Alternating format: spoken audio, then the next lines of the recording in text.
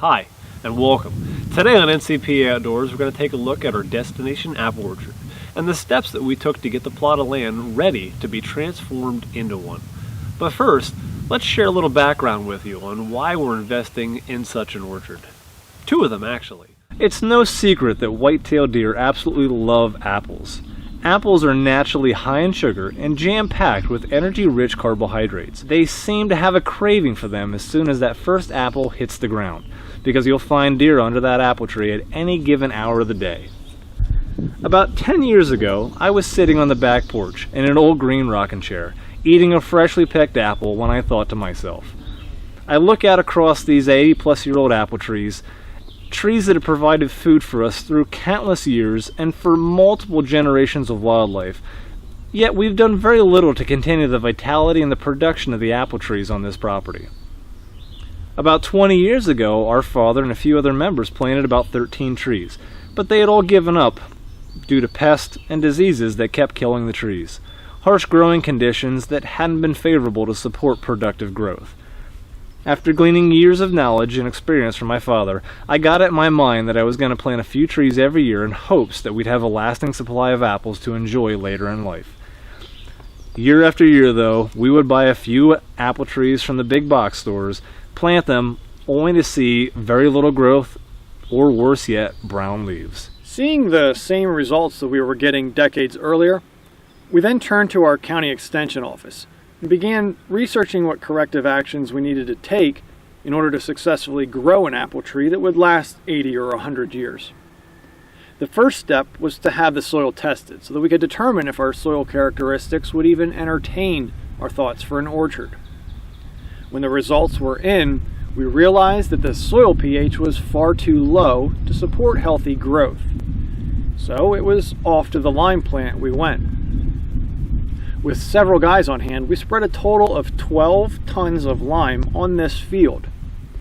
Now, spreading that lime by hand was certainly a lot more work, but it was done at a considerable cost savings over having it delivered and spread by a local ag center. Now, in our case, it was a matter of only spending $250 instead of nearly $1,000. Now, one important thought that I should point out is to be sure that you maintain the plot several years prior to planting a fruit tree crop. Why? Because a dormant field will revert back to broadleaf species, and they usually harbor nematodes that could injure the root system of an otherwise healthy apple tree. The proposed site location that we selected for this orchard, though, had long since been plowed and planted in crops for several years. In fact, last year we plowed this location pretty deep in order to incorporate the additional lime and fertilizer recommendations that were required based on the results from that soil analysis. We then planted a cover crop of Kentucky bluegrass in the fall.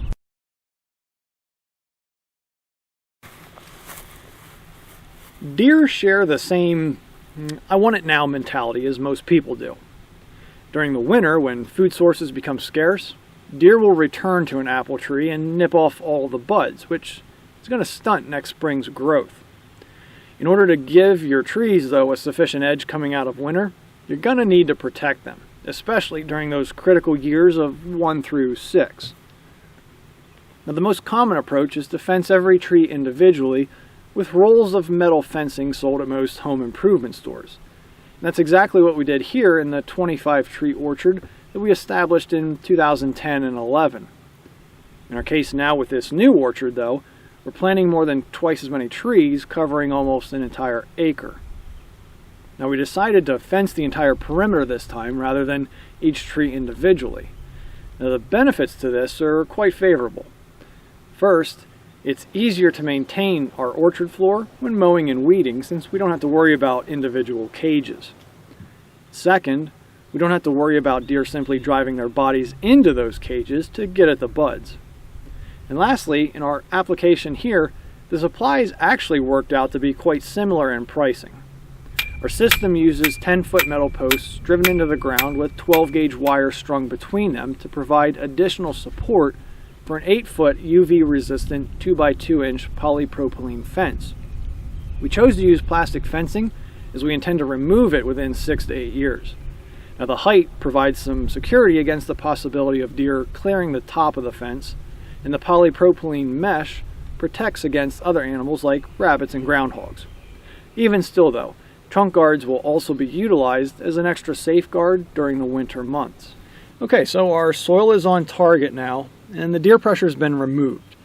Now we just need to look at pest and disease problems that can dash away all of your dreams in a heartbeat.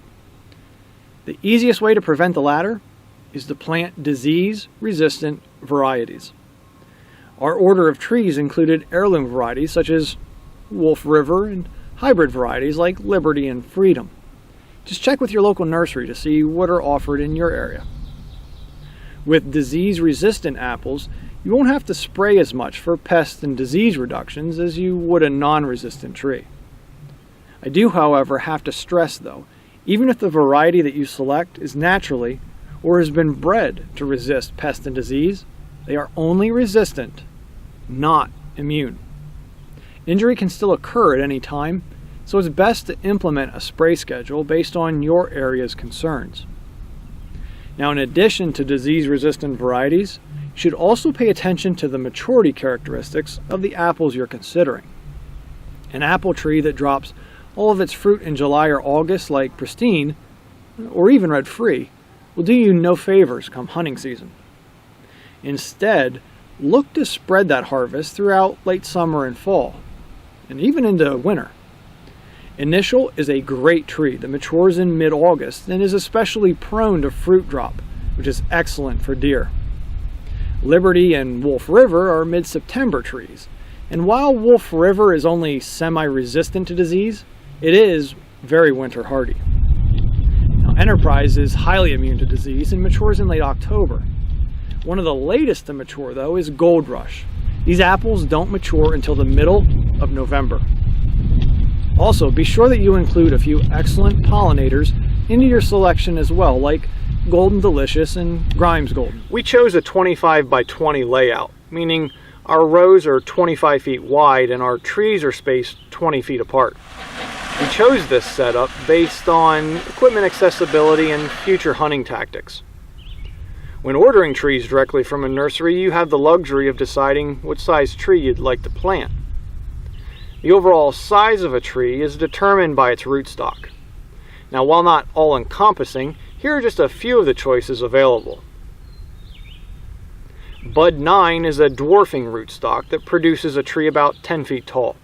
It's very winter hardy, resistant to collar rot, but somewhat susceptible to fire blight, which is a disease. Due to the small size, though, branch support is strongly recommended once the tree begins to produce fruit. EMLA 7 is the most widely planted, freestanding, semi-dwarf rootstock available. These trees grow to about 15 feet tall and exhibit an open spreading type growth. They're well anchored and hardy.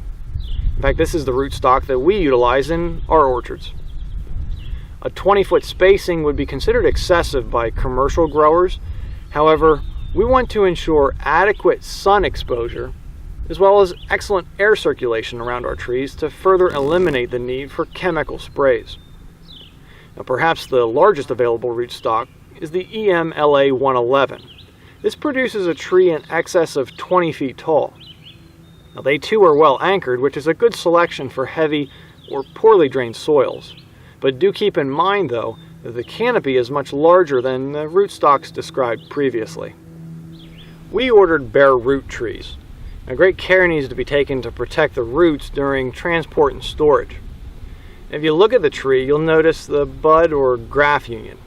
Now, this is the area where the nursery propagated our desired scion wood onto a specific rootstock. You have to pay special attention as you plant the tree to keep that union at least 2 inches above ground level, because if you don't and you plant the tree too deeply, the scion wood will develop roots of its own and the characteristics of the chosen rootstock will be lost for good. Now, a good rule of thumb when you're planting is to dig a hole twice the diameter of the root mass. You must also consider if your desired rootstock needs additional support or if it has adequate support on its own. Now, because we won't be on site here every day, we decided to place vertical supports at each tree even though the rootstock is self-supporting just to ensure that these young trees aren't uprooted during a summer windstorm. After the tree is at its desired depth, we'll water it with about 5 gallons to compact the soil and eliminate any air pockets. After the trees are in the ground, we're going to get a good pair of bypass pruning shears and remove a small percentage of the tree. Now, I know what you're thinking. Why in the world would I want to cut an already small tree back even further? Trust me on this. While these trees were at the nursery, they were mechanically harvested, and during this process, a small percentage of the roots are cut off. So in order to compensate for that, we'll remove some top growth. This will also give us an opportunity to shape the tree to our desired needs if we want. We'll wait a month or two until the ground has settled until we fertilize. Now also a good application rate for this is 0.02 pounds of actual nitrogen per year of growth per tree. However, a leaf analysis from your county extension office is a much more accurate way to judge your individual requirements. If you're using a granular fertilizer, be sure to avoid contact with the tree's trunk. This is also a great time to spray a mineral oil as well. The oil is organic and is a great insurance policy against any overwintering pests that may have laid their eggs on the tree bark. It is our hope to be good stewards of this land that has been entrusted to us. With a little bit of knowledge and a whole lot of help from Mother Nature, we can create a lasting food source for white-tailed deer, wildlife, and us for generations to come. As always, if you have any questions or comments about any of the material that we've talked about here today, don't hesitate to reach out to us. Good apple.